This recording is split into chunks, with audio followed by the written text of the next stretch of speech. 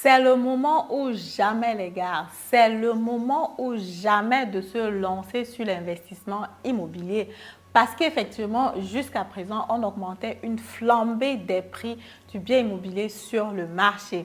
Aujourd'hui avec la situation actuelle, la Banque centrale a dû augmenter les taux d'intérêt déjà sur le marché plusieurs fois et du coup prendre un crédit devient de plus en plus compliqué. Plusieurs personnes n'ont plus forcément la crédibilité pour pouvoir se lancer. Et même quand ils ont la crédibilité, il faut se poser la question une à deux fois, est-ce qu'on peut vraiment se permettre cet investissement? Parce qu'effectivement, les taux d'intérêt qui étaient à moins de 2% il y a quelques temps, l'année passée par exemple, aujourd'hui, on frôle les 4%. Donc du coup, il faut réfléchir une à deux fois avant de se lancer. De l'autre côté, les vendeurs ont perçu le truc. Les vendeurs ont senti que c'était un peu dur ou alors que c'était même très dur. Et là, on observe déjà qu'il y a une certaine stagnation des prix sur le marché. Il y a aussi des régions où le prix baisse et il y a des régions où jusque-là, les prix continuent relativement à augmenter, mais plus comme avant.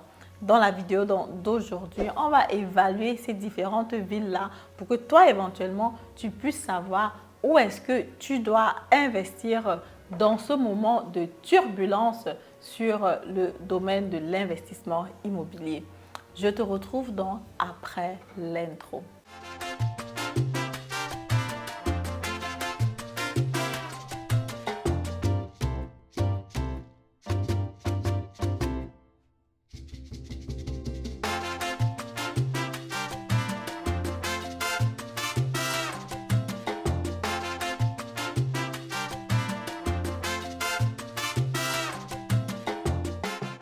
Alors, bonjour, salut à toi. Mon nom c'est Madeleine Nictedem. Je suis investisseur immobilier, entrepreneur dans le domaine de l'immobilier. J'accompagne des personnes qui veulent se lancer sur l'achat du bien immobilier à travers des accompagnements, à travers un mentoring, à travers une formation en ligne, à travers un simple coaching ou une séance de conseil. Si tu veux me contacter, toutes les informations sont en barre de description. N'hésite pas parce qu'effectivement, toutes les personnes de la diaspora doivent se lancer sur l'investissement immobilier. C'est un investissement sûr, c'est un investissement tangible. Je suis aussi auteur du livre « Devenez millionnaire avec l'immobilier ». Si toi aussi tu veux te procurer du livre, suis juste les informations en barre de description. Voilà, revenons donc sur la thématique qui nous intéresse aujourd'hui. Avant de commencer, je vais d'abord faire un petit retour sur une vidéo que j'avais fait avant d'aller en vacances. J'avais fait la vidéo quand on avait déjà fait la première annonce, quand la Banque centrale avait déjà annoncé pour la première fois que les taux d'intérêt allaient augmenter. J'avais dit que les prix du bien immobilier dans les grandes villes allaient continuer à augmenter. Cette vidéo que je te mets encore ici m'a valu beaucoup de commentaires parce qu'il y avait beaucoup de personnes sur Facebook qui disaient « Mais Madeleine, comment est-ce que tu penses que le prix du bien immobilier va continuer d'augmenter quand les taux d'intérêt sont aussi énormes ?» Parce qu'effectivement, avec ces taux d'intérêt, les vendeurs vont être obligés de baisser le prix du bien immobilier. Il y avait des personnes qui parlaient même de crash, qui parlaient même de chute de 30%, de 40%, de 50%. Mais il y avait aussi des personnes qui disaient qu'ils sont dans les villes comme Köln, comme Francfort, et qu'elles ne trouvaient même pas encore de biens immobiliers. Donc, elles ne trouvaient même pas pour acheter avant que c'était trop cher, quoi. Donc, du coup, les avis étaient un peu mitigés. Mais moi, j'ai toujours d'avis que dans les régions qui sont bien placées, le prix va continuer à monter et qu'il n'y aura pas de crash immobilier ici en Allemagne parce qu'effectivement, même seulement le fait que tu achètes un bien immobilier et que tu le vends généralement seulement après 10 ans fait que le marché va être généralement stable parce que les personnes qui vendent aujourd'hui, ce sont les personnes qui ont acheté il y a 10 ans et il n'y a pas beaucoup, il n'y a pas de pression. Donc, il faut vraiment avoir une certaine pression pour vouloir, on va dire, te débarrasser de ton bien immobilier. Récemment, j'ai encore visité un bien immobilier. Ça fait 1 an que ce bien immobilier-là est en ligne. Il est vendu à travers un agent immobilier. Le propriétaire se trouve en Suisse. Donc, du coup, lui, il est relax. Ça fait 1 an que c'est là. Il se dit que bon, s'il arrive à vendre, il vend. S'il n'arrive pas à vendre, il peut laisser à ses enfants. Il est prêt à discuter le prix, mais pas jusqu'à 20% ou 30%. Des légères discussions sont possibles, mais pas énormes. Donc, dans la vidéo d'aujourd'hui, j'ai envie de voir avec vous les villes où les prix de l'immobilier ont éventuellement baissé.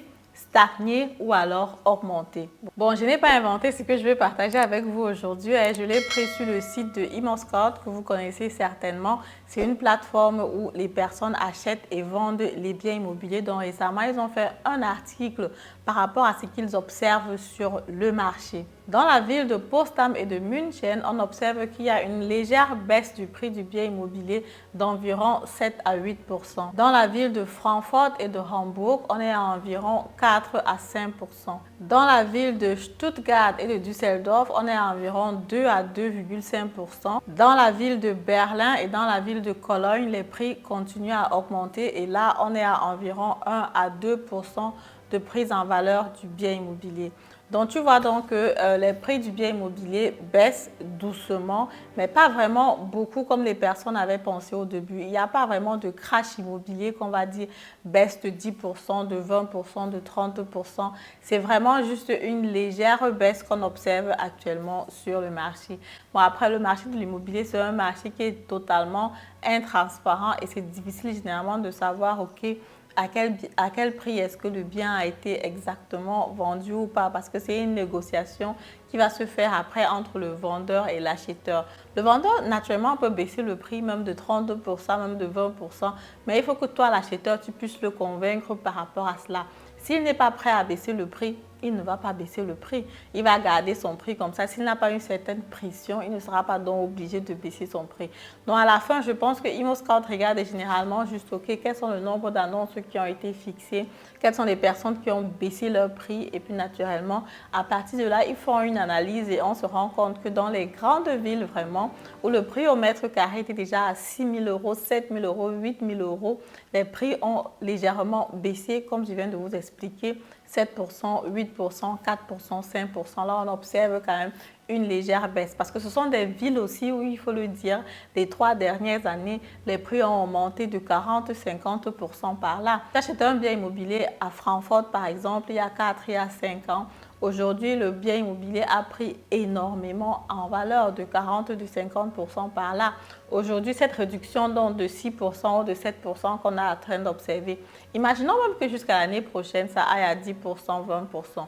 Mais jusque-là, par rapport à la prise en valeur qu'il y a eu les précédentes années, ce n'est pas encore aussi énorme que ça. Ce n'est pas encore significatif par rapport à la prise en valeur qu'il y a eu jusqu'à présent. Maintenant, il y a des personnes qui se sont lancées il y a 1 an ou il y a 2 ans et qui sont en train de paniquer et qui se disent que voilà, j'ai acheté le bien immobilier et maintenant la valeur est plutôt en train de baisser tout doucement. La valeur est en train de baisser tout doucement, c'est clair, mais ce qui est sûr, c'est qu'à un moment, les taux d'intérêt vont aussi baisser. Et j'ai vraiment peur de ce moment-là parce que je pense que quand les taux d'intérêt vont baisser, les prix vont encore directement flamber. Et du coup, ça va faire que ça va s'équilibrer, quoi. Donc, bref, je pense que les personnes qui ont compris le concept de l'investissement immobilier devraient investir même maintenant. Naturellement, tu dois toujours regarder qu'est-ce que tu investis, est-ce que le financement c'est bon. La bonne nouvelle avec les taux d'intérêt, c'est que les taux d'intérêt, tu peux toujours les faire, voilà, récupérer une partie dans ta déclaration d'impôt. Ce sont les charges qui vont être exonérées en fin d'année quand tu fais ta déclaration d'impôt. Donc, du coup, ce n'est pas vraiment de l'argent perdu, si tu veux dire ça comme ça. C'est clair, tu vas toujours perdre une partie, mais tu peux quand même récupérer une partie du fisc. Donc, ce qui veut dire que ce n'est pas aussi grave que ça. Et aussi, souvent, parfois, on surestime cette histoire de taux d'intérêt parce qu'effectivement, il y a des personnes que quand le taux d'intérêt augmente, par exemple, de 1%, ils paniquent généralement. 1% par exemple de 100 000 € en un an, ça fait juste 1 000 €. Ce n'est pas aussi énorme que ça. C'est vrai que c'est toujours l'argent, mais ce n'est vraiment pas aussi énorme que ça. En 10 ans, ça va faire 10 000 €. Mais aussi, si en achetant le bien immobilier, tu arrives à le négocier, si bien que tu peux l'acheter un peu plus bas, ça te fait un avantage. Donc, du coup, même si tu achètes le bien immobilier un peu moins cher, tu vas payer un peu plus de taux d'intérêt que tu pourrais exonérer de ta charge fiscale. Et finalement, les deux s'équilibrent toujours d'une façon ou d'une autre. Moi, je pense que pour des personnes qui ont compris le concept de l'investissement immobilier, si tu veux investir sur le long terme, si tu veux investir pour ta future génération, si tu as par exemple tes revenus et que tu dis « Ok, je décide que ça, c'est la partie que j'utilise pour manger à la maison, ça, c'est la partie pour mes loisirs, ça, c'est la partie investissement ». naturellement, partie investissement, tu es clair, tu es libre de faire de ça ce que tu veux. Tu peux investir à la bourse, tu peux investir l'immobilier, tu peux investir dans les assurances. Bref, chacun est libre de choisir son type d'investissement. Moi, j'ai choisi l'immobilier parce que je pense que ça marche et que ça va toujours marcher sur le long terme. Et si toi aussi tu penses qu'effectivement l'immobilier ça marche, c'est que ton investissement, ta partie revenu que tu as gardé pour l'investissement, tu peux bien l'investir sur l'immobilier parce que sur le long terme, l'investissement immobilier va toujours et toujours être rentable. Actuellement, même quand je parle de baisse de prix du bien immobilier, les personnes que j'ai eu le privilège d'accompagner ces jours-ci, qui ont réussi à négocier le prix, bon, c'est une négociation qui n'était pas aussi forte que ça, hein. C'était une négociation de 5 000 euros, de 10 000 euros, mais bon, c'est quand même une négociation. Il faut aussi vraiment dire qu'actuellement, les prix qui sont sur le marché sont assez raisonnables. Ça ne monte plus vraiment comme c'était l'année passée, par exemple. Les prix ont vraiment stagné cette année-ci. Donc, pour moi, c'est vraiment le moment de se lancer. Et avant de finir dans la vidéo, je vais parler aussi d'un bien immobilier qui était ici dans mon quartier. Je vous avais parlé de ça dans une des précédentes vidéos que je mets encore ici. Donc, c'est ma voisine qui est en train de vendre son bien immobilier. Elle avait mis en ligne à un prix qui était presque 600 000 euros, une très belle maison. Je suis allée la regarder moi-même, c'était vraiment top parce qu'effectivement, quand elle a décidé de vendre, elle m'en a parlé parce qu'effectivement, voilà, elle sait que je suis dans le domaine et que je travaille comme agent immobilier. Je suis allée voir, c'était vraiment super, c'était top. Mais seulement, à ce moment-là, on se dit, bon, c'était quand même un peu, le prix était élevé pour qu'une personne... 600 000 euros, c'est quand même beaucoup d'argent d'un coup. Mais pour la maison, c'était vraiment top. Mais aujourd'hui, après un mois qu'elle a mis l'annonce sur le marché, elle-même s'est rendue compte que c'était quand même assez dur. Et elle a dit, OK, elle est prête à négocier le prix si jamais il y a quelqu'un qui est vraiment prêt à acheter. Donc, du coup, au cas par cas, les biens immobiliers arrivent à se faire négocier. Je pense une négociation de 5%, de 10%, c'est possible. Il y a des endroits naturellement où tu pourras toujours trouver même une négociation de 30%, mais il y a aussi des endroits où tu ne pourras pas trouver de négociation du tout. Maintenant, c'est à toi de décider. Est-ce que tu préfères ne rien avoir parce que tu n'as pas pu négocier ou alors est-ce que tu fais quand même le pas parce qu'il faut que tu achètes ton bien immobilier et que tu sécurises ton avenir. Les personnes qui passent malheureusement le temps à chercher la négociation, attendre que le prix baisse, attendre que le taux d'intérêt baisse. L'expérience montre que jusqu'aujourd'hui, ils sont toujours en train d'attendre et ils n'ont rien. Et les personnes qui ont franchi le pas il y a quelques temps, il y a quelques années, même quand j'ai lancé ma chaîne, aujourd'hui forcément, ils sont en train de se réjouir non seulement du taux d'intérêt qu'ils ont pu avoir, mais aussi du bien immobilier parce que jusqu'à présent, ils ont compris le concept et ils savent comment ça fonctionne.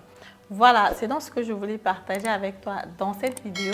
Si la vidéo t'a plu, comme d'habitude, je t'invite donc de me mettre un pouce en haut, de commenter la vidéo, de partager massivement la vidéo.